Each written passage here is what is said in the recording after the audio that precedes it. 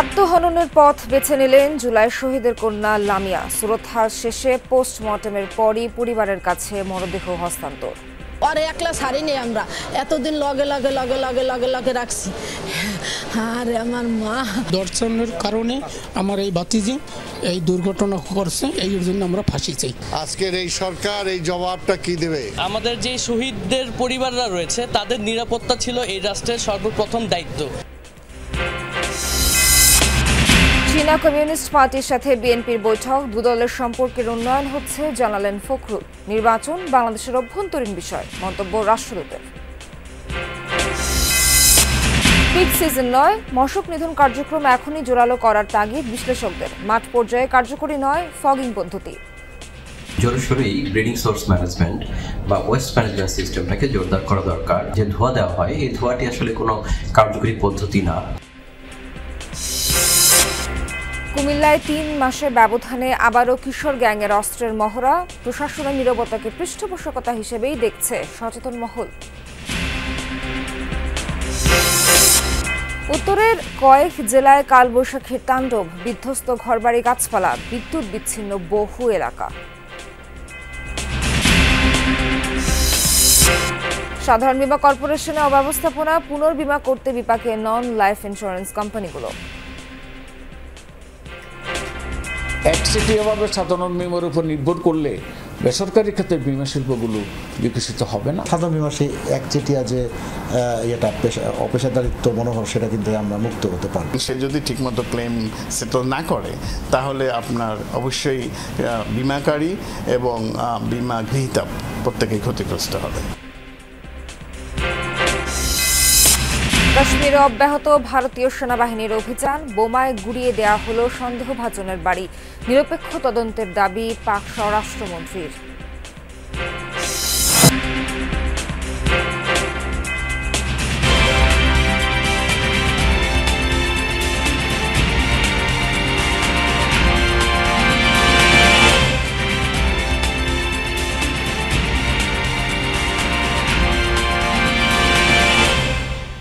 স্বাগত সবাইকে, আমন্ত্রণ যমুনা নিউজে। এতক্ষণ শিরোনাম দেখছিলেন, পুরো খবর জানাবো আমি নাবিলা সোহার।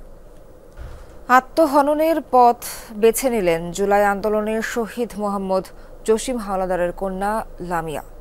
বাবার কবর জিয়ারত করে বাড়ি ফেরার সময় গত 18 মার্চ ধর্ষণের শিকার হন তিনি। তারই করা মামলার ভিত্তিতে গ্রেফতার ছিল 2 আসামি, কিন্তু শনিবার রাতে আদাবরে ভাড়া বাসায় ফ্যানের সাথে কাপড় বেঁধে সে আত্মহত্যার চেষ্টা করে। শহীদ সোহরাওয়ার্দী হাসপাতালে নেয়ার পর চিকিৎসাধীন অবস্থায় রাত 9:30টায় মারা যান লামিয়া।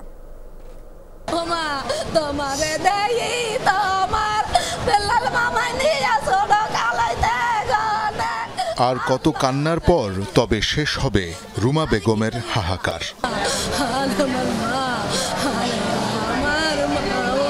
24 জুলাইয়ে হারালেন স্বামী, গেল মাসে মেয়ে লামিয়া হলো গণধর্ষণের শিকার। সবশেষ মেয়ের আত্মহত্যার ঘটনায় বিপর্যস্ত মা রুমা বেগম। একলা ছাড়ি নেই, আমরা এতদিন লগে লগে লগে লগে লগে লগে রাখছি। আরে আমার মা, আরে আমার মা। ধর্ষণের শিকার হয়ে লড়াকু মনোবল নিয়ে মামলা করেছিলেন লামিয়া। 2 আসামি আটক, আদালতে স্বীকারোক্তি দিয়েছে একজন। কিন্তু হঠাৎ করেই লড়াই থামিয়ে আত্মহননের পথ বেছে নিল জুলাই বিপ্লবে নিহত জসিম হাওলাদারের মেয়ে লামিয়া। আসামি 2 জন অ্যারেস্ট হয়েছে, কিন্তু এখন পর্যন্ত আপডেট কিছু হয় নাই, যার কারণে হয়তো বা এরকম হইতে পারে যে ওইটার মানসিক চাপে হত্যা করছে। দর্শনের কারণে আমার এই ভাতিজি এই দুর্ঘটনা করছে, এই জন্য আমরা ফাঁসি চাই। মামলাও তো সে একাই করতে গেছে, আমরা তো সবাই ঢাকায় ছিলাম। তাদের কাছে অনেক হুমকি দুমকি আছে, এই বিধেই মেয়ে আত্মহত্যা করার জন্য এই ঝুঁকিটা নিছে। যদিও আত্মহত্যা চেষ্টার মাত্র 2.5 ঘন্টা আগেও জুলাই স্মৃতি ফাউন্ডেশনের প্রতিনিধি দলের সাথে কথা হয়েছিল লামিয়ার। জড়ায় ধরার পরে আমাকে বলে যে আপনি তো বললেন যে আল্লাহ যা করে ভালোর জন্য করে, আমিও জানি আল্লাহ যা করে ভালোর জন্য করে, তাহলে আমার সাথে যা হলো এটা আল্লাহ কি ভালোর জন্য করছে।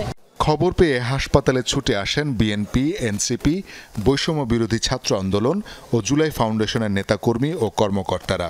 সবারই অভিযোগ, জুলাই যোদ্ধা ও তাদের পরিবারকে নিরাপত্তা দিতে পারছে না রাষ্ট্র।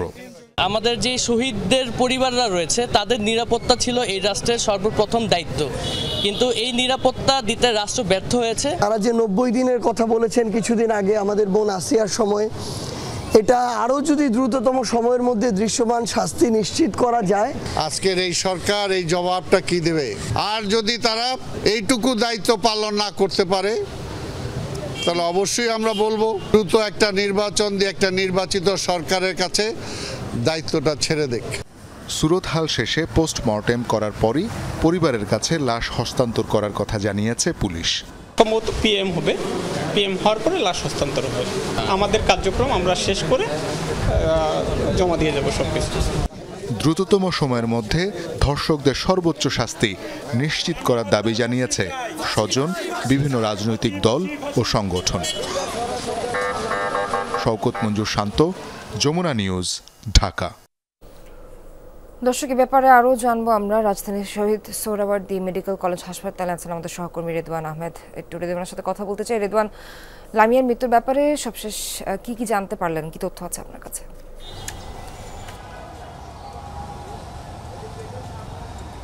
সোহার, রাত 9:30টার পরে কিন্তু সেকেটেকের বাসা থেকেই রাজধানীর সোহরাওয়ার্দী হাসপাতালে আনার পরে কিন্তু চিকিৎসকরা তাকে মৃত ঘোষণা করেছেন এবং তার পরপরে কিন্তু বিভিন্ন রাজনৈতিক দল থেকে শুরু করে সবাই তাকে দেখতে এসেছেন এবং শেষ খবর পাওয়া পর্যন্ত এই সোহরাওয়ার্দী হাসপাতাল থেকে তাকে ঢাকা মেডিকেল কলেজে নিয়ে যাওয়া হচ্ছে ময়নাতদন্তের জন্য এবং সেই ময়নাতদন্ত শেষেই কিন্তু আসলে তার মৃত্যুর যে কারণ সেটি নিশ্চিতভাবে জানা যাবে বলে জানিয়েছে পুলিশ। এখন পর্যন্ত যেটি জানা গেছে, তার মৃত্যুর খবরে কিন্তু তার শোক সন্তপ্ত পরিবারকে দেখতে কিন্তু অনেকে এসেছিলেন হাসপাতালে এবং তার এই মৃত্যুর খবর শুনে কিন্তু তার মা কিছুটা অসুস্থ হয়ে গেলে রুমা বেগম অসুস্থ হওয়ার পরপরই কিন্তু তাকে এই সোহরাওয়ার্দী মেডিকেল কলেজে ভর্তি করা হয় এবং তিনিও কিন্তু এখনও এখানে ভর্তি আছেন যেমনটি আমরা জানতে পেরেছি এবং তার পরপরই কিন্তু তার যে ময়নাতদন্তের যে সবশেষ প্রতিবেদন আসার পরই কিন্তু তাকে ছাড়পত্র দেয়া হবে এবং ছাড়পত্র দেওয়ার পরপরই কিন্তু তাকে যে দাফন কাফনের যে আনুষ্ঠানিকতা সেগুলো কিন্তু শুরু করা হবে। মূলত রাতে এই সেকেটেকের বাসা থেকে কিন্তু তাকে এই হাসপাতালে নিয়ে আসার পরই কিন্তু চিকিৎসকরা সাথে সাথেই তাকে মৃত ঘোষণা করেন এবং মূলত স্বজনদের যেটি অভিযোগ, তারা বলছিলেন যে তার যে ধর্ষণের মামলায় যেসব আসামিরা তারা যারা জামিনে ছাড় পেয়েছেন তাদের আসলে জামিন পাওয়ার কারণে কিন্তু অনেকটা ক্ষোভে কিংবা আক্ষেপে কিন্তু তার এই আত্মহত্যার পথ বেছে নেয়া এবং আসলে মূল যে কারণ সেটি এখনো নিশ্চিতভাবে বলা না গেলেও তার যে পরবর্তী যে সকল কার্যক্রম সেটি কিন্তু আমরা জানানোর চেষ্টা করব। সোহার, রিদওয়ান জানাবেন আমাদেরকে তথ্য। ধন্যবাদ আপনাকে। চীনের কমিউনিস্ট পার্টির সাথে নতুন করে সম্পর্ক ভালো হচ্ছে বলে জানিয়েছেন বিএনপি মহাসচিব মির্জা ফখরুল ইসলাম আলমগীর। গুলশানে চীনের প্রতিনিধি দলের সাথে বৈঠক শেষে কথা জানান মির্জা ফখরুল ইসলাম আলমগীর। তিনি আরও জানান, ফ্যাসিস্ট আমলে 15 বছর চীনা কমিউনিস্ট পার্টির সাথে সম্পর্ক ভালো রাখা সম্ভব হয়নি। বাংলাদেশের নির্বাচন নিয়ে দুপক্ষের আলোচনা হলেও চীনের কমিউনিস্ট পার্টি এই বিষয়ে জনগণের উপর আস্থা রাখতে চায়, জানান চীনা রাষ্ট্রদূত। শনিবার সন্ধ্যা 6:30টায় গুলশানের একটি হোটেলে বিএনপির সাথে চীনের কমিউনিস্ট পার্টির প্রতিনিধি দলের বৈঠক। নির্ধারিত সময়ের আগেই হোটেলে আসেন বিএনপি মহাসচিব মির্জা ফখরুল ইসলাম, স্থায়ী কমিটির সদস্য নজরুল ইসলাম খান সহ 7 সদস্য। এর কিছুক্ষণ পর হোটেলে প্রবেশ করে চীনের কমিউনিস্ট পার্টির প্রতিনিধিরা, সাথে ছিল চীনা রাষ্ট্রদূত। বৈঠক চলে 1 ঘন্টারও বেশি সময়। বৈঠক শেষে প্রথমে গণমাধ্যমের সাথে কথা বলেন চীনের রাষ্ট্রদূত। বলেন, নির্বাচনের বিষয়টি বাংলাদেশের অভ্যন্তরীণ। বিএনপি ছাড়াও আরও কয়েকটি রাজনৈতিক দলের সাথে সফররত দলটির বৈঠক হয়েছে। And Communist Party of China and BNP work together. We are briefed by Honorable Secretary about BNP's viewpoint for the election. It's your business and it's decided by people of Bangladesh. পরে সাংবাদিকদের বিভিন্ন প্রশ্নের উত্তর দেন BNP মহাসচিব মির্জা ফখরুল ইসলাম আলমগীর। জানান, চীনের communist পার্টির সাথে নতুন করে সম্পর্ক ভালো হচ্ছে, যা গত 15 বছরের ফ্যাসিস্ট সরকারের আমলে সম্ভব হয়নি। ইলেকশন এটা তো আমাদের ইন্টারনাল ব্যাপার। আপনি খুব ভালো করে জানেন যে চাইনিজ কমিউনিস্ট পার্টি বা চায়না তারা অন্যের দেশের অভ্যন্তরীণ ব্যাপারে হস্তক্ষেপ করতে চায় না, তবে তারা জেনেছে যে নির্বাচনের পরিস্থিতি কী দেশের বর্তমান পরিস্থিতি কি, আমরা সেরকম তাদেরকে ব্রিফ করেছি। তারা সবসময় বাংলাদেশে একটা আপনার স্টেবিলিটি চায়। গতকাল শুক্রবার 3 দিনের সফরে বাংলাদেশে এসেছে চীনের কমিউনিস্ট পার্টির প্রতিনিধি দল। সফরের দ্বিতীয় দিন শনিবার বিভিন্ন রাজনৈতিক দলের সাথে বৈঠক করেন তারা। আশিক মাহমুদ, যমুনা নিউজ, ঢাকা। সর্বোচ্চ 2বারের বেশি প্রধানমন্ত্রী নয়, আর সংসদ ও রাষ্ট্রপতির মেয়াদ 5 বছরই হতে হবে বলে জাতীয় ঐকমত্য কমিশনকে জানিয়েছে জামায়াতে ইসলামী। শনিবার কমিশনের সাথে বৈঠক শেষে সব কথা জানান নায়েবে আমির ডক্টর সৈয়দ আবদুল্লাহ মোহাম্মদ তাহির। বৈঠকে ঐকমত্য কমিশনের সহ সভাপতি অধ্যাপক আলী রিয়াজ বলেন, রাজনৈতিক দলগুলোর মধ্যে ঐকমত্য সৃষ্টিতে কাজ চলছে। রাজনৈতিক দলগুলোর সাথে আলোচনার ধারাবাহিকতায় শনিবার জামাতে ইসলামের সাথে বৈঠকে বসে জাতীয় ঐকমত্য কমিশন। সকাল 10:30 থেকে 1 ঘন্টার বিরতি দিয়ে বিকাল 5টা পর্যন্ত চলে এই বৈঠক। বৈঠকের শুরুতে ঐকমত্য কমিশনের সহসভাপতি অধ্যাপক আলী রিয়াজ বলেন, ফ্যাসিবাদ নিরসনে জামাতের ভূমিকা দেশ ও জাতি মনে রাখবে। রাজনৈতিক দলগুলোর ঐকমতের মধ্য দিয়ে সংস্কার দ্রুত শেষ হবে। আমরা অত্যন্ত দ্রুততার সঙ্গে একটি জাতীয় সনদে উপনীত হতে চাই, কিন্তু একই সঙ্গে এটাও স্মরণ করা দরকার যে এক ঐতিহাসিক মুহূর্তে আমরা আছি। আমাদের এই সুযোগ যারা তৈরি করে দিয়েছেন, যে বীর শহীদরা, তাদের কাছে আমাদের একটি ঋণ আছে, যেন এই সুযোগ কোনো অবস্থাতে হাতছাড়া হয়ে না যায়। প্রায় 6 ঘন্টার বৈঠক শেষে সাংবাদিকদের সাথে কথা বলেন জামাতের 10 সদস্যের প্রতিনিধি দলের প্রধান, দলের নায়েবে আমির ডাক্তার সৈয়দ আবদুল্লাহ মোহাম্মদ তাহের। তিনি বলেন, সংসদ ও প্রেসিডেন্টের মেয়াদ 5 বছরই রাখার পক্ষে জামাত, আর সর্বোচ্চ 2বারের বেশি কেউ প্রধানমন্ত্রী হতে পারবেন না বলে জানান তিনি।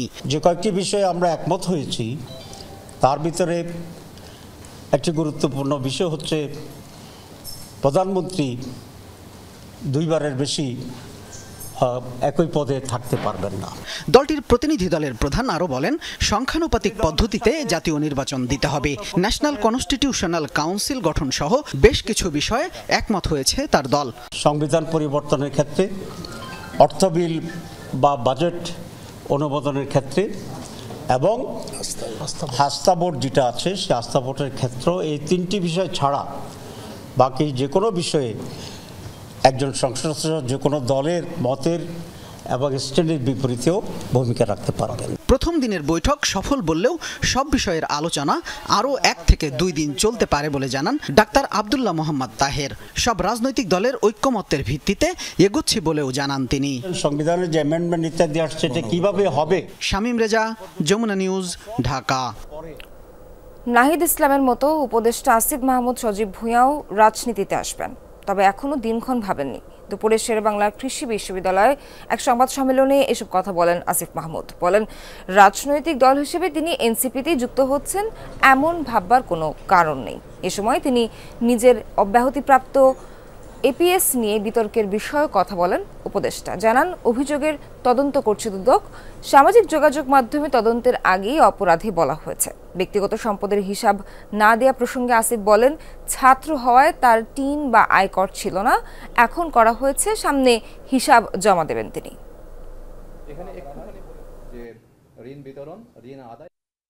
আমার তরফ থেকে কোনো সিদ্ধান্ত এখন পর্যন্ত হয়নি। এটা ধরে নেওয়ার কোনো কারণ নেই যে নতুন রাজনৈতিক দলেই যুক্ত হব, কারণ নতুন রাজনৈতিক দল হয়েছে যেহেতু আমি ইয়াং জেনারেশনের একজন এবং আমাদের বয়সী যারা আছেন তারাই করেছে, তো সেখানে আগ্রহটা তো আছে, কিন্তু এখন পর্যন্ত যতটুকু দেখছি যে নিশ্চয়ই ওনারা কাজ করছেন, তবে যখন আমি রাজনীতি করার কথা চিন্তা করব তখন আমি আমার জন্য বেস্ট অপশনটাই চুজ করব। বৃষ্টির পরই তীব্র গরম এডিস মশার জন্য সবচেয়ে আরামদায়ক পরিবেশ। এই আবহাওয়ায় বংশবিস্তার করতে পারলে মাস কয়েকের মধ্যেই দেশে শুরু হবে ডেঙ্গুর পিক সিজন। এই মৌসুমে একই সাথে বেড়ে চলেছে কিউলেক্স মশাও, তাই এখনই সময় মশক নিধন কার্যক্রম জোরদারের। কিন্তু মাঠ পর্যায়ে সিটি কর্পোরেশনগুলোর কার্যক্রম এখনও সেভাবে চোখে পড়ছে না। বিস্তারিত থাকছে সুমাইয়া ঐশীর রিপোর্টে। হঠাৎ বৃষ্টি, এরপরই তীব্র গরম, বিভিন্ন স্থানে জমা পানিতে বাড়ছে এডিস মশার লার্ভা। মশার বংশবিস্তারে এখনই সবচেয়ে উপযুক্ত সময়। এই আবহাওয়ায় ডিম থেকে একটি পরিণত এডিস মশা হতে সময় লাগে মাত্র 7 দিন। এরই মধ্যে দেখা দিয়েছে মশার উৎপাত। বিশেষজ্ঞরা বলছেন পিক সিজনে নয়, মশক নিধন কার্যক্রম এখনই জোরদার করা দরকার। তবে মাঠ পর্যায়ে মশা নিধনে ফগিং পদ্ধতি এখন আর কার্যকরী নয় বলে জানান তারা। এই মুহূর্তে সিটি কর্পোরেশনগুলোর জোরসোরেই ব্রিডিং সোর্স ম্যানেজমেন্ট বা ওয়েস্ট ম্যানেজমেন্ট সিস্টেমটাকে জোরদার করা দরকার। যে ধোঁয়া দেওয়া হয় এই ধোঁয়াটি আসলে কোনো কার্যকরী পদ্ধতি না। এই পদ্ধতিতে আসলে মশা মাঠ পর্যায়ে মশা মরে না। এই আবহাওয়ায় প্রতি 7 দিন অন্তর অন্তর মশক নিধন কার্যক্রম চালানো দরকার। তবে এই অঞ্চলে এই জমা পানিতে শেষ কবে মশার ওষুধ ছিটানো হয়েছে তা বলা মুশকিল। এই অঞ্চলে মশার প্রকোপ কেমন, মশাবাহী রোগের কেমন প্রাদুর্ভাব তা জানবো স্থানীয়দের কাছ থেকে। ঘরের মধ্যে অনেক মশা, কয়েল জ্বালাই, মশার টাঙায়, মশার কোনো অভাব নেই। মশার ওষুধ কালের অপার দেয়, ওই ওয়ালের লগে দেয়, এই পাশে ডাকলো এরা আসে না। ওষুধ ছিটায় বছরে একবার, মাসে একবার, 3 মাস 6 মাস পর একবার আসে আমগো এলাকায়। হ্যাঁ, এখানে যারা আছে দায়িত্ব তারা এনে কাজ করে না। আমাদের এখানে যে মশার ওষুধগুলো ছিটানো হয় ওগুলা ছিটানোর পরে মশা আরো বেশি বাড়ে। রাজধানীর আগারগাঁও মূল সড়কের একটু ভেতরে এই কলোনি। ড্রেনেজ অব্যবস্থাপনায় এখানেও সারা বছর লেগে থাকে ডেঙ্গু সহ মশাবাহিত নানা রোগ। স্থানীয়দের অভিযোগ, এখানে মশা নিধনে কোনো ওষুধই ছিটানো হয় না। নাতির গতে ফোন দিয়ে আছে, এই যে মশার কামড়ের লেগা এই যে মেডিকেল 3-4 দিন ধরে দিন বয়ে থাকলেও মশুর টাঙ্গায় বয়ে থাকার লাগে, এমন মশাই আর কি। মাসকে মাস যায়, বছরকে বছর যায়, এই যে ওষুধ দেয় না, ড্রেনেজের পরিস্থিতি। গত বছর এই সময় থেকেই হাসপাতালগুলোতে বাড়তে শুরু করে ডেঙ্গু রোগী। প্রতি বছরই ডেঙ্গুর সিজনে প্রস্তুতি আছে বলে জানায় 2 সিটি কর্পোরেশন। অথচ প্রতি বছর ডেঙ্গুর প্রকোপ মোকাবেলায় ব্যর্থতার প্রমাণ মেলে। এই বছর এরই মধ্যেই ডেঙ্গুর মৌসুম শুরু হলেও মাঠ পর্যায়ে মশক নিধনের কোনো কার্যক্রমই চোখে পড়ছে না। এবারও প্রস্তুতি আছে বলে জানাচ্ছে সিটি কর্পোরেশন দুটি। তবে প্রতিবার তাদের ব্যর্থতার মূল কারণটি কি? ওষুধটা ডেফিনেটলি একটা ম্যাটার, যেহেতু ওষুধ দিয়ে অনেক কেলেঙ্কারি অতীতে হয়েছে। আমি তো মাত্র আসলাম, আমি আসার আগে ওষুধ কিনা হয়ে গিয়েছে, তো সুতরাং এটা একটা চ্যালেঞ্জ। আর ওষুধ ছিটানোটার মনিটরিংটা কিন্তু বড় চ্যালেঞ্জ, যে কারণে আমরা আর্মির কাছে যেতে বাধ্য হয়েছি। আমরা সারা ঢাকা এবং ঢাকা দক্ষিণ সিটি কর্পোরেশনের আওতাভুক্ত প্রত্যেকটি এলাকাতেই আমরা পরিচ্ছন্নতা অভিযান, মশক নিধন অভিযান আমরা শুরু করেছি। ডেঙ্গুর পিক সিজনের জন্য অপেক্ষা না করে এখন থেকেই প্রত্যেকটি অলিতে গলিতে মশক নিধন কার্যক্রম জোরদার করা দরকার এবং একই সঙ্গে সঠিক ওষুধও নিশ্চিত করতে হবে। তার জন্য একদিকে যেমন দরকার সরকারের দায়িত্বশীলতা, অন্যদিকে দরকার জনগণেরও সচেতনতা। তবেই হয়তো ডেঙ্গু সহ অন্যান্য মশাবাহিত রোগগুলো নিয়ন্ত্রণ করা সম্ভব হবে। সুমাইয়া ঐশী, যমুনা নিউজ, ঢাকা। কুমিল্লায় 3 মাসে ব্যবধানে প্রশাসনের নাকের ডগায় প্রকাশ্যে চলছে কিশোর গ্যাংয়ের অস্ত্রের মহড়া। শহর জুড়ে আতঙ্ক ছড়ালেও প্রশাসনের নিরাপত্তাকে পৃষ্ঠপোষকতা হিসেবে দেখছে সচেতন মহল। দিন দিন বাড়ছে সামাজিকভাবে অপরাধ প্রবণতা।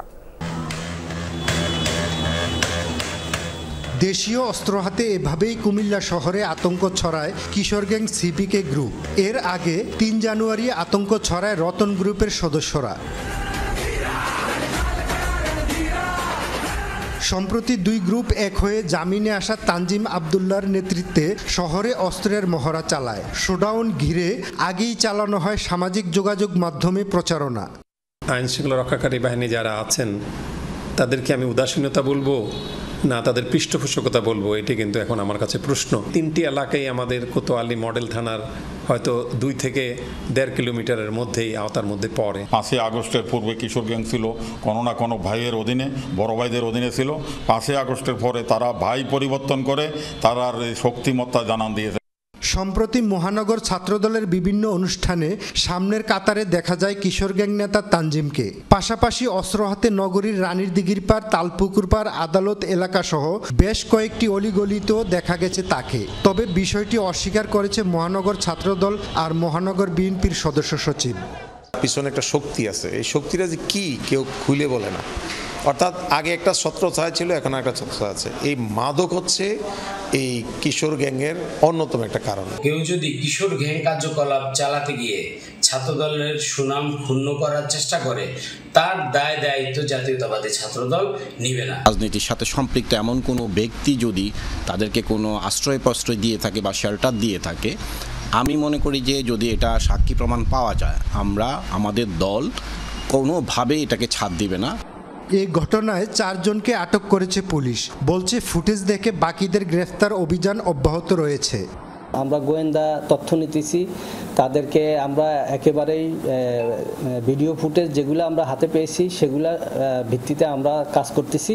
তো আমরা আশা করি এখানে একটা আরও আমাদের যে যারা এটার পিছনে জড়িত তাদেরকে আমরা ধরতে পারবো চিরেই। গেল কয়েক বছরে কিশোর গ্যাংয়ের হাতে প্রাণ গেছে শিক্ষার্থী আদিল, শাহাদাত, সজীব হোসেন বাবু সহ অন্তত 8 জনের। খোকন চৌধুরী, যমুনা নিউজ, কুমিল্লা। নারায়ণগঞ্জে আলোচিত 7 খুনের 11 বছর আজ। 8 বছর ধরে আপিলে আটকা মামলার বিচার কাজ। স্বজনদের বাড়ছে দীর্ঘশ্বাস, হতাশা। জীবদ্দশায় রায় কার্যকর দেখতে পারবেন কিনা সংশয় তাদের। অন্তর্বর্তী সরকারের আমলে মামলা নিষ্পত্তির আশা মামলার আইনজীবীর। 2014 সালের 27 এপ্রিল নারায়ণগঞ্জের তৎকালীন প্যানেল মেয়র নজরুল ইসলাম, আইনজীবী চন্দন সরকার সহ 7 জনকে অপহরণ করা হয়। 3 দিন পর শীতলক্ষ্যায় একে একে ভেসে ওঠে সবার মরদেহ। এ ঘটনায় 2 মামলায় 2017 সালের 16 জানুয়ারি 26 জনকে মৃত্যুদণ্ড দেন নারায়ণগঞ্জের আদালত। 9 জনকে বিভিন্ন মেয়াদে দেওয়া হয় কারাদণ্ড। রায়ের বিরুদ্ধে উচ্চ আদালতে যায় আসামি পক্ষ। ওই বছরের 22 আগস্ট কাউন্সিলর নূর হোসেন, বরখাস্তকৃত র্যাব কর্মকর্তা তারেক সাইদ সহ 15 জনের মৃত্যুদণ্ড বহাল রাখেন আদালত। বাকিদের দেন বিভিন্ন মেয়াদে সাজা। এরপর থেকে বিচারের অপেক্ষায় স্বজনরা। নিম্ন আদালতের রায় হইল, আমরা ভালোই সন্তুষ্ট ছিলাম যে দ্রুত রায়টা আগাইতেছে। তারপর হাইকোর্টের রায় হইল, কি অপশক্তি আছে হাইকোর্টের পরে ঝুলে থাকে। কোন অদৃশ্য ছায়ার কারণে এই মামলাটা এতদিন আপিল বিভাগে ঝুলে আছে, আমি রাষ্ট্রের কাছে প্রশ্ন রাখতে চাই। 7 খুনের বিচার দ্রুত শেষ করার দাবিতে বিক্ষোভে নেমেছেন স্বজন আর এলাকাবাসী। মানববন্ধন সহ নানা কর্মসূচি পালন করছেন তারা। আমার আব্বুকে অনেক মিস করি, কারণ আব্বু থাকলে এখন আমাকে আর মার জন্য অপেক্ষা করতে হতো না। মায়ের কখন আসবে বা আমি রাত্রে কিভাবে যাব, রাস্তায় কিভাবে একা একা যাব। নিজে কষ্ট করে চলতেছি, দিন খাই। আমি একটা মেয়ে মানুষকে তো হাত পাততে পারতেছি না লজ্জার কারণে, অথচ নিজে এত কষ্ট করে আমি সংসার চালাইতেছি। আমার সংসার নেই, পুত থাকতো সংসার থাকতো, পুত নাই আর আমার সংসার নেই। অন্তর্বর্তী সরকারের আমলেই মামলাটি দ্রুত নিষ্পত্তি হবে আশা বাদীপক্ষের আইনজীবীর। আমরা চেষ্টা করব সরকার উচ্চ পর্যায়ের সাথে কথা বলতে এবং যে হাইকোর্টে যে আপনার প্রসিকিউশন আছে তাদের সাথে কথা বলতে, অ্যাটর্নি জেনারেলের সাথে যোগাযোগ করার চেষ্টা করব। ওবায়দুর রহমান, যমুনা নিউজ। উত্তরের কয়েক জেলায় তাণ্ডব চালিয়েছে কালবৈশাখী ঝড়। এতে বিধ্বস্ত অনেক ঘরবাড়ি, গাছপালা, বিদ্যুৎ বিচ্ছিন্ন বহু এলাকা। শনিবার রাতে কুড়িগ্রামে 2 দফা তাণ্ডব চালিয়েছে কালবৈশাখী। এতে লন্ড ভন্ড বিভিন্ন এলাকা, ভেঙেছে বহু গাছপালা আর বিদ্যুতের খুঁটি। সড়ক আর রেল লাইনের ওপর গাছ ভেঙে পড়ায় ব্যাহত চলাচল। ক্ষতিগ্রস্ত বেশ কিছু ঘরবাড়িও। ঝড়ের কারণে বিদ্যুৎ বিচ্ছিন্ন লালমনিরহাট। সাপটিবাড়ি এলাকায় সড়কের ওপর গাছ ও বিদ্যুতের খুঁটি উপড়ে পড়ায় বন্ধ ছিল যোগাযোগ, আটকা পড়ে বহু যানবাহন। একই চিত্র রংপুরের তারাগঞ্জে। বেলতুলি এলাকায় ঝড়ে সড়কের ওপর গাছ উপড়ে পড়ে কয়েক ঘন্টা বন্ধ থাকে যানবাহন চলাচল, দেখা দেয় দীর্ঘ যানজট। এছাড়া উপড়েছে বহু গাছপালা ও ঘরের টিনের চাল, ক্ষতিগ্রস্ত ফসলের ক্ষেত। দর্শক, এই বিষয়ে সবশেষ পরিস্থিতি জানতে আমরা একটু কুড়িগ্রামে যেতে চাই। সেখানে আমাদের সহকর্মী নাজমুল হোসেন যুক্ত আছেন আমাদের সঙ্গে। নাজমুল, ঝড়ে কোন এলাকায় কোন এলাকায় সব থেকে বেশি ক্ষতি হয়েছে একটু জানাবেন, আর যেসব এলাকায় বিদ্যুৎ চলে গিয়েছিল সেখানে কি বিদ্যুৎ সংযোগ ফিরে পেয়েছে কিনা এলাকাগুলো জানাবেন। সোহান, আপনি যেমনটা বলছিলেন, আসলে কুড়িগ্রামে গতকাল রাতে 10:30 এবং রাত 1টার দিকে প্রায় 2 দফা তাণ্ডব, আধা ঘন্টা থেকে 1.5 ঘন্টা স্থায়ী হয় বাতাস। আবহাওয়া অধিদপ্তর সূত্রে যে বিষয়টি জানিয়েছে, ঘন্টায় 22 থেকে 32 কিলোমিটার বেগে বাতাসের বেগ ছিল। আর যে বিষয়টা ক্ষতিগ্রস্তের কথা বলছেন, সেটা কুড়িগ্রাম সদরের আমাদের কুড়িগ্রাম পৌরসভার এলাকায় সবচেয়ে তাণ্ডবটা বেশি লক্ষণীয় দেখা যাচ্ছে। কারণ এখানটায় পাওয়ার হাউস বিদ্যুৎ অফিস সূত্রে আমরা জানতে পেরেছি প্রায় 30টা পয়েন্ট থেকে বড় বড় গাছ, 33,000 ভোল্টেজ বাহিত যে তারগুলো রয়েছে বিদ্যুৎ সংযোগ, সেই তারগুলো বিচ্ছিন্ন হয়ে পড়ে এবং বেশ কয়েকটি পোল ভেঙে পড়েছে বিদ্যুতের খুঁটি এবং অসংখ্য গাছপালা। তাতে তারা যে সংখ্যাটা প্রকাশ করছে, আগামী 24 ঘন্টা বেশি অতিবাহিত হতে পারে বিদ্যুৎ সচল করা। এছাড়া পুরো 9 উপজেলায় আমরা যেটা জানতে পেরেছি, আগামী 24 ঘন্টার অধিক সময় লাগবে এই কুড়িগ্রামে যারা প্রায় কয়েক লক্ষাধিক মানুষ যে বিদ্যুৎ বিচ্ছিন্ন হয়েছে তাদের বিদ্যুৎ সংযোগগুলো সচল করা। আর জনবল সংকটের কারণে তড়িৎ গতিতে কাজ করাটা সম্ভব হচ্ছে না। যে বড় বড় বিদ্যুতের খুঁটিগুলো রয়েছে সেগুলো ভেঙে পড়ার কারণে বেগ পেতে হচ্ছে তাদেরকে। গাছপালা, বহু ছোট বড় বহু গাছপালা উপরে পড়ছে। তবে এখন পর্যন্ত আমরা কোথাও হতাহতের জানতে পারিনি, তথ্য জানতে পারিনি। আর ঘর বাড়ি, কৃষি জমি, এগুলো ব্যাপক ক্ষতি সাধন হয়েছে। বিশেষ করে টিনের চাল যেসব ঘরগুলো রয়েছে ব্রঙ্গামারী উপজেলার নাগেশ্বরী, রাজারহাট, ফুলবাড়ি উপজেলায় চরাঞ্চল এবং যেসব গ্রামীণ যে জায়গাগুলো রয়েছে সেই জায়গাগুলোতে ঘর বাড়ি ব্যাপক ক্ষতিগ্রস্ত হয়েছে। তবে এখন পর্যন্ত প্রশাসনের কাছে আমরা যে বিষয়টি জানতে পেরেছি, তারা এখন পর্যন্ত কোনো ধরনের তালিকা বা তথ্য এরকম সংগ্রহ করেনি। সময় যত গড়িয়ে যাবে ততই এই তথ্যটা প্রকাশিত হতে থাকবে যে কি পরিমাণে ক্ষয়ক্ষতিটা হয়েছে। আর বিদ্যুৎ বিচ্ছিন্ন হয়ে থাকার কারণে কয়েক লক্ষাধিক মানুষ যে ভোগান্তিতে রয়েছে। আর দেখা যাবে যে দুপুর 12টা নাগাদ মানুষ আবার নতুন জানাচ্ছিলেন খুব বাজেভাবে ক্ষয়ক্ষতির শিকার হয়েছে এলাকাবাসীরা। ধন্যবাদ আপনাকে তথ্য দেওয়ার জন্য। ভ্যাপসা গরমের পর ঝোড়ো হাওয়া সহ বৈশাখী বৃষ্টিতে ক্ষতির মুখে পড়েছেন নোয়াখালীর 6 উপজেলার কৃষক। বোরো ধানের ক্ষেতে পানি জমায় তাদের বাড়তি ঝামেলা পোহাতে হচ্ছে। কিছু কিছু জায়গায় ভেজা ধানে পচন ধরেছে, বেরিয়েছে ধানের চারা। ক্ষতি কমাতে কৃষকদের পরামর্শ দিচ্ছে জেলা কৃষি অফিস। কয়েকদিনের টানা বৃষ্টিতে তলিয়ে গেছে নোয়াখালীর 6 উপজেলার কৃষি জমি। বোরো ধানের ক্ষেতে জমেছে হাঁটু পানি। ধান পাকতে শুরু করায় গত সপ্তাহ থেকেই ফসল কাটতে শুরু করেন কৃষকরা। কাটা হয়েছে প্রায় 40% ফসল। তবে বৃষ্টিতে থমকে গেছে সকল আয়োজন। জমে থাকা পানিতে ভিজে পচন ধরেছে বোরো ধানে, বেরিয়েছে নতুন চারা। এছাড়া জমি থেকে পানি সরিয়ে ধান তুলতেও গুনতে হচ্ছে বাড়তি অর্থ। ভালো ফলন হলেও লোকসানের শঙ্কায় কৃষকের চোখে মুখে এখন শুধুই হাহাকার।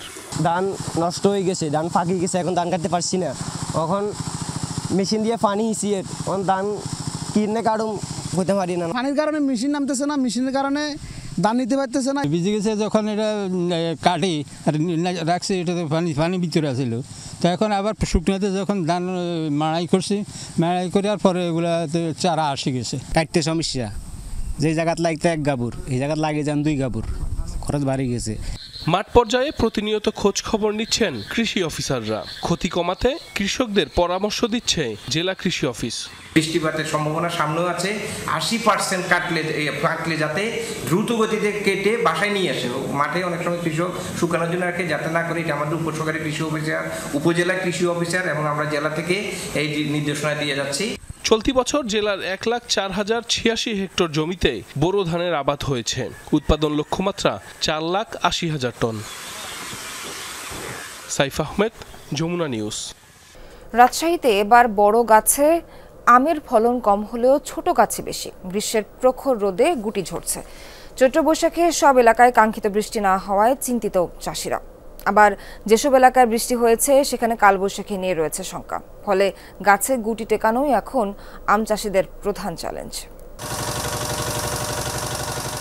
বাগানের আম পরিচর্যায় ব্যস্ত সময় কাটাচ্ছেন আম চাষিরা।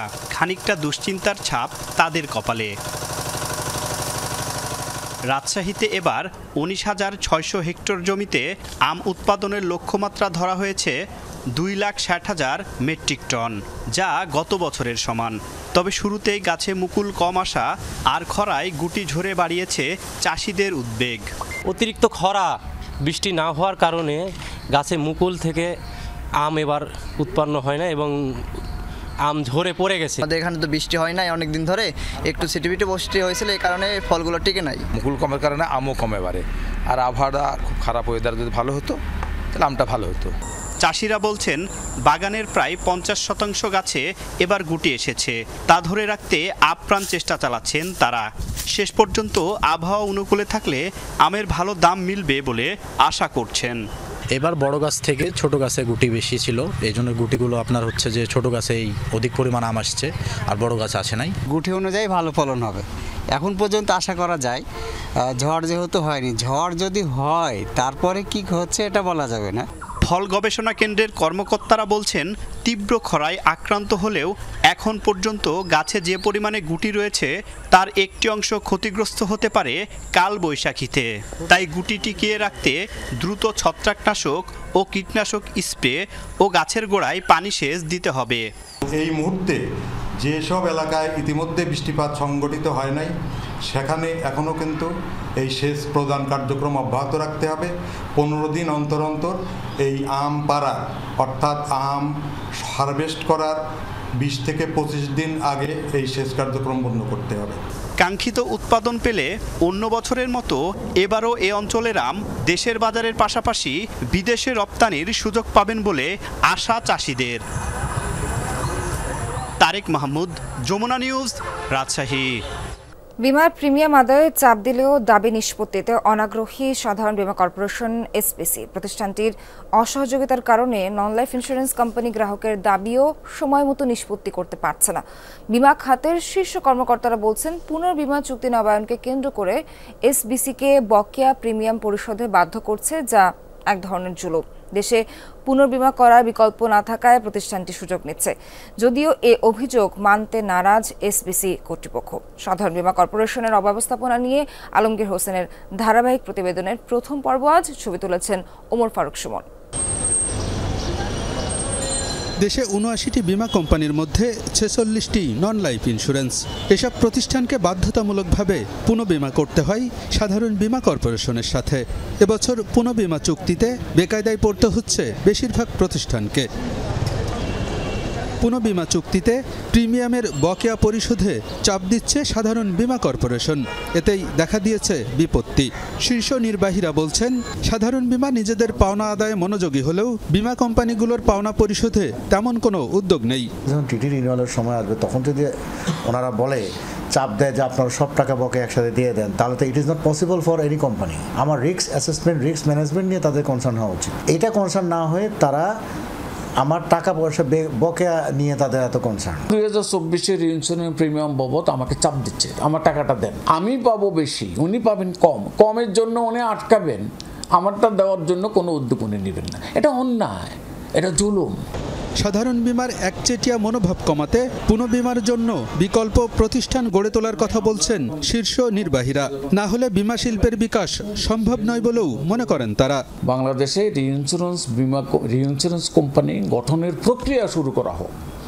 তা না হলে একচেটিয়াভাবে সাধারণ বীমার উপর নির্ভর করলে বেসরকারি ক্ষেত্রে বীমা শিল্পগুলো বিকশিত হবে না, হচ্ছে। একটা আইডিয়ারে যদি একটা ক্রাইটেরিয়া নির্ধারণ করে দিত যে এই AAA রেটিং যারা আছে, যাদের ফিনান্সিয়াল স্ট্রেংথ ভালো, এই কয়টা কোম্পানি মিলে আমরা প্রাইভেট একটা পুল গঠন করতে পারি কিনা বেসরকারি রিইন্স্যুরেন্স কোম্পানি, তাহলে আমরা সাধারণ বীমা সেই একচেটিয়া যে অপেশাদারিত্ব মনোভাব সেটা কিন্তু আমরা মুক্ত হতে পারব।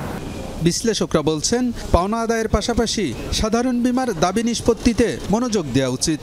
না হলে গ্রহীতা এবং বীমাকারী সবাই ক্ষতিগ্রস্ত হবে। নন লাইফ ইন্স্যুরেন্সের কিন্তু ব্যবসাটা সাধারণ বীমার উপরে করেই হয়। সুতরাং সে যদি ঠিকমতো ক্লেম সেটেল না করে তাহলে আপনার অবশ্যই বীমাকারী এবং বীমা গ্রহীতা প্রত্যেকেই ক্ষতিগ্রস্ত হবে। সাধারণ বীমা কর্পোরেশন বলছে প্রিমিয়ামের টাকা না পেলে বীমা দাবি নিষ্পত্তি সম্ভব নয়। পুনঃবিমা চুক্তির সময় ছাড়া বীমা কোম্পানিকে পাওয়া যায় না বলেও জানান কর্মকর্তারা। টিটি না, এটা সারা বছরই বলি, টিটির সময় ছাড়া তো তারা কখনো আমাদের কাছে আসেও না। টিটি স্লিপ না থাকলে তারা তো ধরারও সময় নেই আমাদের। তারা তো সারা বছর ব্যবসা করছে, আমরা দিচ্ছি, যেমন আমরা ক্যান্সেলেশন নোটিশ দিচ্ছি, এই বছরের মিড টাইমেও ক্যান্সেলেশন নোটিশ দিচ্ছি যে তোমার যেহেতু তুমি পেমেন্ট দিচ্ছ না, তোমার এটা আমার কাভার দিলাম না। ক্যান্সেলেশন নোটিশ নিয়ে চুপচাপ বসে থাকে, সে কিন্তু সেই পেমেন্টটা দেওয়ার চেষ্টা করে না, ওই পিরিয়ড পার করার জন্য অপেক্ষা করে।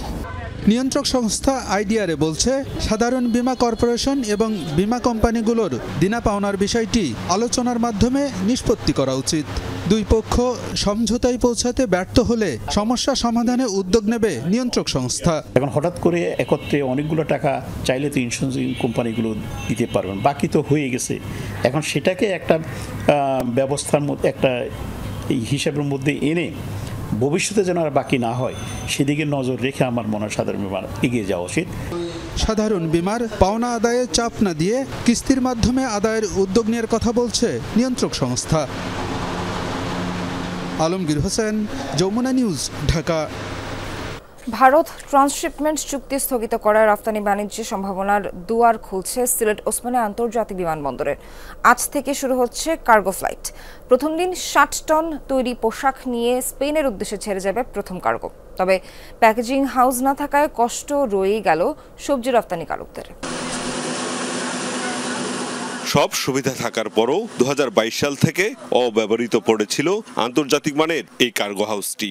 ভারতের সাথে ট্রান্সশিপমেন্ট চুক্তিতে প্রতি সপ্তাহে ৬০০ টন বা ১৮% তৈরি পোশাক রপ্তানি হতো কলকাতা আর দিল্লি বিমানবন্দর দিয়ে।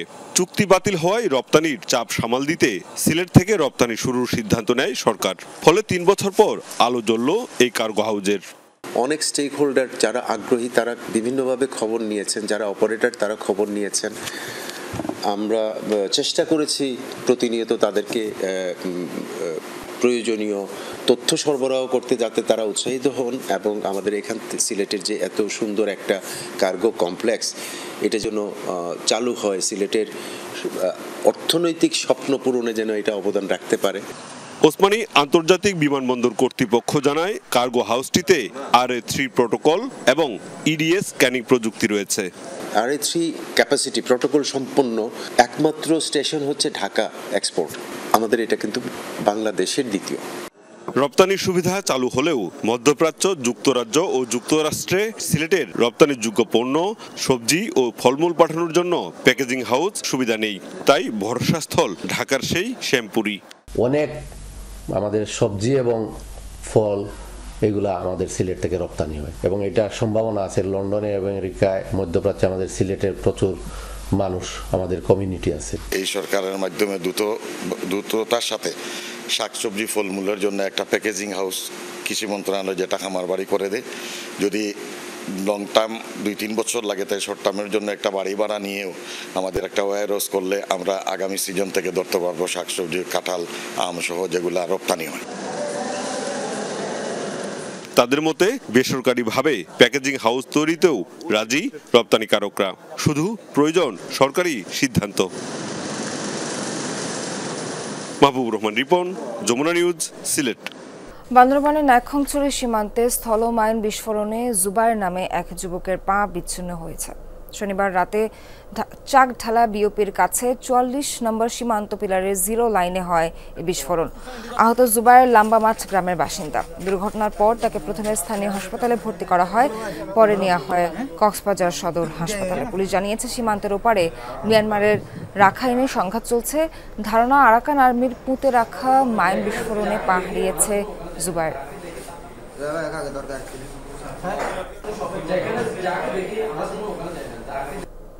ভারতের জম্মু কাশ্মীরে অব্যাহত সন্ত্রাস বিরোধী অভিযান। পেহেলগাম হামলায় জড়িত সন্দেহে এখন পর্যন্ত আটক করা হয়েছে ১৭৫ জনকে। বোমা হামলায় উড়িয়ে দেওয়া হয়েছে আরও একজন সন্দেহভাজন সন্ত্রাসীর বাড়ি। কালারুশ এলাকার বাড়িটির মালিক পাকিস্তান নিয়ন্ত্রিত আজাদ কাশ্মীরের বাসিন্দা ফারুক আহমদ তাদওয়া। এ নিয়ে গত ৪৮ ঘন্টায় ধ্বংস করা হয়েছে মোট ৬ সন্দেহভাজনের বাড়ি। সন্ত্রাসবাদের সাথে যুক্ত অন্যদের বিরুদ্ধেও একই ধরনের ব্যবস্থা নেওয়া হবে জানিয়েছে প্রশাসন। সন্ত্রাসী নেটওয়ার্ক ভেঙে ফেলার উদ্দেশ্যে শনিবার শ্রীনগরে ৬০টিরও বেশি স্থানে চালানো হয় অভিযান। ভারত নিয়ন্ত্রিত কাশ্মীরে হামলার ঘটনায় আবারও নিরপেক্ষ তদন্তের দাবি জানিয়েছে পাকিস্তান। স্বাধীন এবং তৃতীয় কোনো পক্ষকে এ দায়িত্ব নেয়ার আহ্বান জানিয়েছেন দেশটির স্বরাষ্ট্রমন্ত্রী মোহসিন নাকভি। প্রধানমন্ত্রী শেহবাজ শরীফের পর একই সুরে কথা বললেন তিনি। জানান, নিরপেক্ষ তদন্তের জন্য যে কোনো সহায়তায় প্রস্তুত ইসলামাবাদ। পেহেলগামে হামলার ঘটনায় ইসলামাবাদের দিকে নয়াদিল্লি অভিযোগের আঙ্গুল তোলায় ক্ষোভ প্রকাশ করেন নাকভি। বলেন, পাকিস্তান চায় প্রকৃত সত্য বেরিয়ে আসুক, নিশ্চিত হোক ন্যায় বিচার। একই সাথে ভারতীয় তদন্তের বিশ্বাসযোগ্যতা নিয়ে প্রশ্ন তোলেন তিনি। For a neutral and independent body to lead this inquiry. বর্তমান পরিস্থিতি ও ঐতিহাসিক প্রসঙ্গ বিবেচনায় দিল্লির তদন্তের বিশ্বাসযোগ্যতা নিয়ে যথেষ্ট আস্থার সংকট রয়েছে পাকিস্তানের। তাই স্বাধীন ও নিরপেক্ষ কোনো পক্ষকে এই তদন্তের আহ্বান জানাই। শান্তি, স্থিতিশীলতা ও আন্তর্জাতিক আইন মেনে চলার বিষয়ে অঙ্গীকারবদ্ধ পাকিস্তান, তবে সার্বভৌমত্বের বিষয়ে কোনো আপোষ করবে না। পাকিস্তান আকাশসীমা বন্ধ করায় বিপাকে পড়েছে ভারতের বিমান কোম্পানিগুলো। বাধ্য হয়ে অতিরিক্ত পথ ঘুরতে হচ্ছে আন্তর্জাতিক রুটের ফ্লাইটগুলোকে। জ্বালানি খরচ বৃদ্ধিতে এরই মধ্যে বেড়ে গেছে টিকিটের দাম, বেড়েছে ভ্রমণের সময়ও। ব্যাপক আর্থিক ক্ষতির মুখে পড়তে যাচ্ছে এয়ার ইন্ডিয়া ও ইন্ডিগো সহ ভারতীয় বিমান সংস্থাগুলো। ভূস্বর্গ কাশ্মীরে ভয়াবহ সন্ত্রাসী হামলায় ভারত পাকিস্তান সম্পর্কে সৃষ্টি হয় উত্তেজনা। দুদেশের পাল্টাপাল্টি পদক্ষেপের জেরে পাকিস্তান তার আকাশসীমায় নিষিদ্ধ করে ভারতীয় বিমানের প্রবেশ। এতেই এখন বিপাকে ভারতের বিমান সংস্থাগুলো। পৃথিবীর ব্যস্ততম বিমানবন্দরগুলোর একটি নয়াদিল্লির এ বিমানবন্দর। পাকিস্তানের আকাশসীমা ব্যবহার করে সহজেই পৌঁছানো যায় মধ্যপ্রাচ্য কিংবা পশ্চিমা দেশগুলোতে। তবে নিষেধাজ্ঞা জারির পর ঘুরপথ নিতে বাধ্য হচ্ছে ইন্ডিয়া এয়ারলাইন্স ও ইন্ডিগোর মতো ভারতের বিমান সংস্থা। অতিরিক্ত পথ পাড়ি দেওয়ায় জ্বালানি খরচ বাড়ছে, একই সাথে আগের তুলনায় বেড়েছে ভ্রমণের সময়। ফ্লাইট আওয়ারের তথ্য মতে বৃহস্পতিবার ইন্ডিগোর একটি ফ্লাইট নয়াদিল্লি থেকে আজারবাইজানের উদ্দেশ্যে রওনা হয়। ফ্লাইটটি প্রথমে দক্ষিণ পশ্চিমের ভারতের গুজরাট রাজ্যের দিকে এগিয়ে যায়, এরপর আরব সাগর পার হয়ে ইরানের ওপর দিয়ে গন্তব্যে পৌঁছায়। এতে সময় লাগে ৫ ঘন্টা ৪৩ মিনিট, যা আগের তুলনায় প্রায় ৪০ মিনিট বেশি। বার্তা সংস্থা রয়টার্স বলছে, বিমান সংস্থার মোট পরিচালনা ব্যয়ের ৩০% জ্বালানি ও তেল বাবদ হয়ে থাকে। যাত্রাপথ বৃদ্ধি পাওয়ায় এ খরচ বেড়েছে। একই সাথে ভারী পণ্য বহনের সক্ষমতাও কমেছে, কারণ অতিরিক্ত ওজন বহনে অধিক জ্বালানি খরচ হচ্ছে। একই সাথে আন্তর্জাতিক বিমানগুলোর নতুন যাত্রাপথ নির্ধারণে করতে হবে নানান হিসাব নিকাশ। এরই মধ্যে কাজাকিস্তান ও উজবেকিস্তানের ফ্লাইটগুলো বাতিল করেছে বিমান সংস্থা ইন্ডিগো। সর্বশেষ ২০১৯ সালে প্রায় ৫ মাস আকাশসীমা বন্ধ রেখেছিল পাকিস্তান। ভারত সরকারের তথ্যমতে ওই সময় দেশটির বিমান সংস্থাগুলোর প্রায় ৭০০ কোটি রুপি ক্ষতি হয়। প্রাণপ্রতিম কুণ্ডু, যমুনা নিউজ। চারদিকে যখন যুদ্ধের দামামা, তখন সামরিক প্রশিক্ষণে অংশ নিল পোল্যান্ডের বেসামরিক নাগরিকরা। বন্দরনগরী গিডিনিয়ায় অনুষ্ঠিত হয়েছে বিশেষ সামরিক প্রশিক্ষণ কর্মসূচি, যাতে সামরিক বাহিনীর সদস্য ছাড়াও অস্ত্র চালানোর প্রশিক্ষণ নিয়েছেন নানা বয়সী নাগরিকরা। ইউক্রেনে যুদ্ধ শুরুর পর থেকেই বেশ সতর্ক পোলিশ সরকার। যে কোনো পরিস্থিতি মোকাবেলার আগাম প্রস্তুতির হিসেবে নিয়মিতই নিজ দেশের নাগরিকদের সামরিক প্রশিক্ষণ দেওয়া হচ্ছে। হাতে রাইফেল আর লক্ষ্যবস্তুতে গভীর মনোযোগ। একটা সেশন শেষ হলে অন্য সেশনে প্রশিক্ষণ দেয়া হচ্ছে আরেকটি যুদ্ধাস্ত্র চালানোর। পোল্যান্ডের বন্দরনগরী গিডিনিয়ার বাসিন্দাদের সামরিক প্রশিক্ষণ দিতে এই বিশেষ প্রশিক্ষণ ক্যাম্প আয়োজন করেছে দেশটির প্রতিরক্ষা মন্ত্রণালয়। ট্রেন উইথ আর্মি প্রোগ্রামে দলে দলে যোগ দেন কিশোর কিশোরী থেকে শুরু করে প্রাপ্তবয়স্করাও। অস্ত্র কিভাবে চালানো হয় সেটা শেখানো আসলেই কঠিন, কারণ সবার কাছে অস্ত্র থাকে না কিংবা নিয়মিত কেউ শুটিং রেঞ্জেও যায় না। এই প্রোগ্রামের মাধ্যমে পোলিশ নাগরিকরা নিজেদের দক্ষ বানানোর সুযোগ পাচ্ছে। রাশিয়া ইউক্রেন যুদ্ধ শুরুর পর থেকেই প্রতিবেশী দেশ পোল্যান্ডে জোরদার করা হয়েছে নিরাপত্তা। গেল মাসে পোল্যান্ডের নাগরিকদের যুদ্ধের জন্য প্রস্তুত করতে সামরিক প্রশিক্ষণ বাধ্যতামূলক করার পরিকল্পনার কথা জানিয়েছিলেন প্রধানমন্ত্রী ডোনাল্ড টাস্ক। বিভিন্ন সময় আয়োজন করেছে নানা সামরিক প্রশিক্ষণ কর্মসূচিও। এমনকি ইউক্রেনে যুদ্ধ শুরুর পর গত ৩ বছরে পোল্যান্ডের সামরিক খাতে বরাদ্দ বেড়েছে কয়েক গুণ। ইউক্রেন যুদ্ধের আগে কখনো মনে হয়নি আমার অস্ত্র চালানো শেখা জরুরি, কিন্তু এখন আমি ভূরাজনীতি নিয়ে আগ্রহী। পোল্যান্ডের যুদ্ধে জড়িয়ে যাওয়ার সম্ভাবনা উড়িয়ে দেওয়া যায় না, আর তাই মনে করি নিজেদের নিরাপত্তার জন্য সবারই সামরিক প্রশিক্ষণ জরুরি। ন্যাটোভুক্ত দেশে যুদ্ধ ছড়ানোর শঙ্কা আছে, এমনকি বাল্টিক দেশগুলোতেও যদি আক্রমণ করা হয় পোল্যান্ড এতে জড়িয়ে যাবে। সামরিক কর্মশালায় শেখানো হয় যুদ্ধ পরিস্থিতিতে আত্মরক্ষার বিভিন্ন কৌশল, পাশাপাশি শেখানো হয় যুদ্ধাহতদের প্রাথমিক চিকিৎসা পদ্ধতিও। 2027 সাল নাগাদ অন্তত 1 লাখ বেসামরিককে যুদ্ধের প্রশিক্ষণ দেওয়ার পরিকল্পনা রয়েছে পোল্যান্ড সরকারের। তাজরিয়ান সোবহান, যমুনা নিউজ।